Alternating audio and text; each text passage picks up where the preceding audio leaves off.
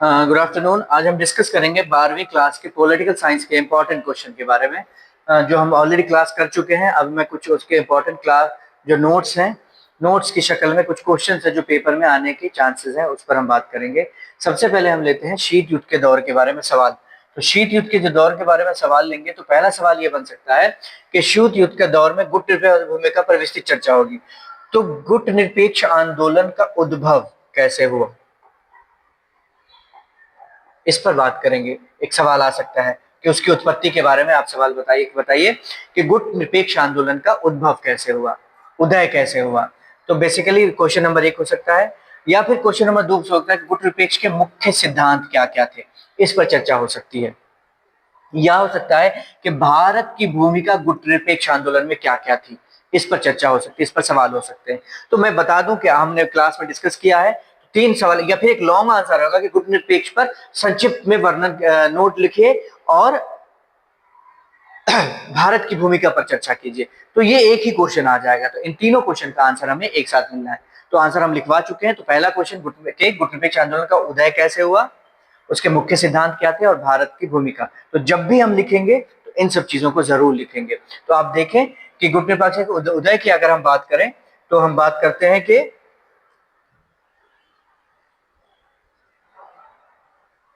तो आप देखेंगे कि गुट निरपेक्ष आंदोलन का उदय शीत युद्ध के दौरान 2 ध्रुवीय विश्व में नाम की स्थापना 1961 में होती है, जो हम बात कर चुके हैं। और भारत, युगोस्लाविया, मिस्र, गाना, इंडोनेशिया जैसे देशों ने इसकी नींव रखी थी।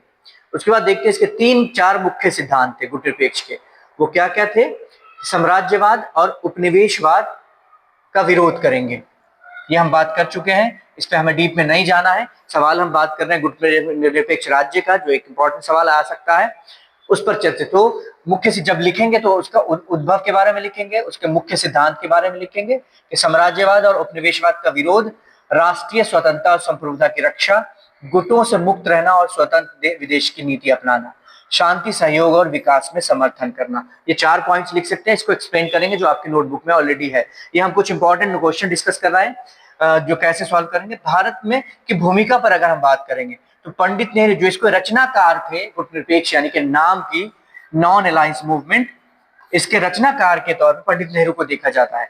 पंडित नेहरू ने गुट निरपेक्ष भारत की विदेश नीति का केंद्र बनाया। भारत ने दोनों गुटों के बीच संतुलन बना। दोनों गुट का मतलब जो शीत युद्ध चल रहा था, उस शीत युद्ध में यूएसएसआर और यूएसए, इन दोनों के बीच में इसने संतुलन बनाए रखा। और तीसरे विश्व के देशों की आवाज बना, यानी कि ऐसे देश जो दोनों में से किसी के साथ नहीं, उनके साथ जुल्म ज्यादती हो रही है, तो ये ग्रुप उनके फेवर में आगे आता था। तो हम देखेंगे इसका ऐतिहासिक महत्व की अगर हम बात करें तो इसका ऐतिहासिक महत्व, इतिहास में नवोनिवेशित राष्ट्रों को एकजुट किया और शीत युद्ध में स्वतंत्रता बनाए रखी। जो नए आजाद हुए थे औपनिवेशिक काल से, उसकी स्वतंत्रता को बनाए रखा, एकजुट किया और शीत युद्ध में स्वतंत्रता बनाए रखा। फायदा हुआ, भारत के दोनों गुट से सहायता प्राप्त करने का अवसर मिला। और आधुनिक प्रासंगिकता है कि आज भी बहुत ध्रुवीय विश्व में स्वतंत्र देश की नीति के लिए प्रासंगिक है। तो ये हमारा पूरा सवाल है। इससे संबंध में एक सवाल आएगा, वो आएगा कि शीत युद्ध के दौर गुट निरपेक्ष की भूमिका पर विस्तृत चर्चा करना है। तो ये आ जाएगा कि शीत युद्ध के सॉरी गुट निरपेक्ष के संबंध में कोई भी सवाल हो तो आप इसको लिख सकते हैं, शॉर्ट हो लॉन्ग हो, आप क्वेश्चन के हिसाब से देखेंगे। तो स्टार्ट कैसे करेंगे, उदय कैसे हुआ, मुख्य सिद्धांत क्या थे, भारत की भूमिका क्या थी, ऐतिहासिक महत्व क्या हो सकता है, ये सब हम लिख चुके हैं। सामरिक लाभ क्या होगा और आधुनिक प्रासंगिकता क्या होगी। ठीक है, अब आगे आते हैं कि एक दलीय प्रभुत्व का दौर। भारत में जो हमारा अगला चैप्टर है वो है एक दलीय प्रभुत्व का दौर। तो इसमें क्या देखते हैं, 2-3 चीजें हैं कि सवाल आएगा कि एक दलीय प्रभुत्व का दौर, भारतीय राष्ट्रीय कांग्रेस की चुनौतियों का विश्लेषण करना है। तो एक दलीय से संबंधित कोई भी प्रश्न आए जो हम पहले भी डिस्कस कर चुके हैं तो इस पर हम लिख सकते हैं। तो हमने देखा कि स्वतंत्रता के बाद दशकों में कांग्रेस पार्टी ने भारतीय राजनीति पर वर्चस्व बनाए रखा। 1989 के बाद बहुदलीय प्रणाली का उदय हुआ। तो इसको हम 3 दौर में बांटते हैं कांग्रेस प्रणाली को। नंबर 1, संपूर्ण 1947 से 69, ये पूरी तरह से कांग्रेस का बचत था, किसी ने इसको टक्कर नहीं दी थी। 1969 से 84, कांग्रेस का विभाजन हो गया, इंदिरा गांधी और ओल्ड गार्ड के बीच फूट, बाद में गांधीवाद विचारधारा भी बनी। तो यानी कि 90 फूट क्यों हुआ था हमने पढ़ा था, वो राष्ट्रपति का इलेक्शन था और उसमें इंदिरा गांधी का कैंडिडेट जीत गया, सिंडिकेट का कैंडिडेट हार गया, और भी बहुत सारी चीजें आई। तो पहला दौर जो था पूरी तरह से कांग्रेस के अंडर में था, कोई इसमें अपोजिशन नहीं थी एक तरह से देखें तो, 1947 से 69। दूसरा दौर था 69 से 84 का, इसमें फूट तो पड़ी, कमजोर तो हुई कांग्रेस, लेकिन कांग्रेस की गवर्नमेंट रही।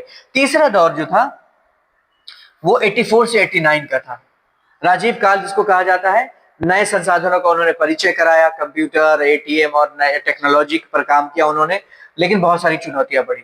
और 1989 से वर्तमान स्थिति पर अगर हम देखते हैं तो अभी क्या बहुदलीय आ गया, एनडीए, यूपीए और जैसे गठबंधनों का उदय हुआ। तो हम बात कर रहे हैं किसकी, हम बात कर रहे हैं एक दलीय प्रभुत्व का दौर, उस पर सवाल बनेगा।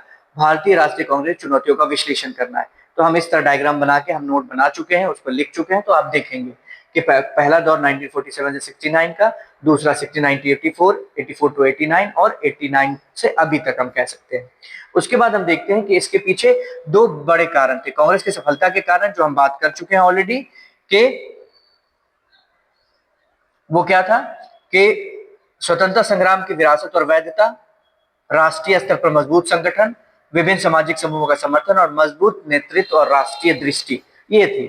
चुनौतियां क्या थी, क्षेत्रीय दल का उदय और मजबूत होना, सामाजिक आरक्षण और आरक्षण नीति, ये सब हम डिस्कस कर चुके हैं। तो क्वेश्चन जब भी है तो आप इन पॉइंट को देखेंगे कि जो चुनौतियां थी कांग्रेस के सामने, कांग्रेस सफलता का कारण स्वतंत्रता संग्राम की विरासत उसको मिली, राष्ट्रीय स्तर पर मजबूत संगठन बना, विभिन्न सामाजिक समूहों का समर्थन प्राप्त हुआ, मजबूत नेतृत्व और राष्ट्रीय दृष्टि इंप्रूव हुई। राष्ट्रीय दृष्टि के पीछे लोग उसके साथ थे। जो इसके साथ चुनौतियां थी इसके पास, वो क्या क्या थी, क्षेत्रीय दलों का उदय हुआ जिसने नेशनल कांग्रेस को चुनौती दी, सामाजिक आरक्षण और आरक्षण की राजनीति ने भी, और धार्मिक और जाति समूह में विभाजन, भ्रष्टाचार और विकास के मुद्दे, ये सारे पॉइंट्स थे जिस पर कांग्रेस के सामने बहुत बड़ी चुनौतियां थी। तीसरा क्वेश्चन आते हैं कि भारत की विदेश नीति, गुटनिरपेक्षता के सिद्धांत और वर्तमान प्रासंगिकता क्या का मूल्यांकन कीजिए। तो विदेश नीति पर हम बहुत सारी चर्चा कर चुके हैं। मित्रता हमें सबके साथ रखना है, गुट मुक्त रहना, किसी गुट के साथ न शामिल नहीं होना है, बहुध्रुवीयता विश्व की स्थापना करना है और शांति का समर्थन करना है। ऐतिहासिक संबंध हम बात कर चुके हैं। तो सवाल क्या बनेगा कि भारत की विदेश नीति, गुट निरपेक्षता के सिद्धांतों और वर्तमान प्रासंगिकता पर चर्चा कीजिए। ये सारी चीजें आपकी आ जाएंगी। आगे देखते हैं क्षेत्रीय आकांक्षाएं पर भी एक सवाल आएगा कि क्षेत्रीय आकांक्षा क्या है, भारतीय राजनीति में क्षेत्रीय दलों के उदय का क्या प्रभाव पड़ा, इस पर आप चर्चा करेंगे। इसमें बहुत सारे पॉइंट्स हैं जो हम सब लिख चुके हैं। आगे देखेंगे हम कि लोकतांत्रिक भारतीय लोकतंत्र में जन आंदोलन और शक्ति का प्रभाव, जन आंदोलन में क्या हुआ और उसका क्या असर पड़ा भारतीय राजनीति में, उस पर बात की। जैसे भारत में जन लोकतांत्रिक प्रक्रिया अभिनव है, यह आंदोलन सामाजिक आर्थिक समानता पर काम करता है। नर्मदा बचाओ मूवमेंट चला, महिला आंदोलन चला, किसान आंदोलन चला, ये सारी चीजें आई। तो जन आंदोलन पर एक सवाल हो सकता है, पर्यावरण और प्राकृतिक संसाधन पर एक सवाल हो सकता है। ठीक है, मैं वैश्वीकरण का नोट बनाऊंगा इसलिए अभी नहीं बता रहा हूं, तो इसको आज इतना ही रहने दे, बाद में हम चर्चा करेंगे। पर्यावरण और प्राकृतिक संसाधन वैश्विक राजनीति में इनकी बढ़ता महत्व, पर्यावरण को हम सुरक्षित नहीं करेंगे तो दिक्कत हो जाएगी, इन सब पर हम बात करेंगे, इससे संबंधित क्वेश्चन होगा। तो आज के लिए 5 क्वेश्चन ही है, फिर बाद में आगे डिस्कस करेंगे हम।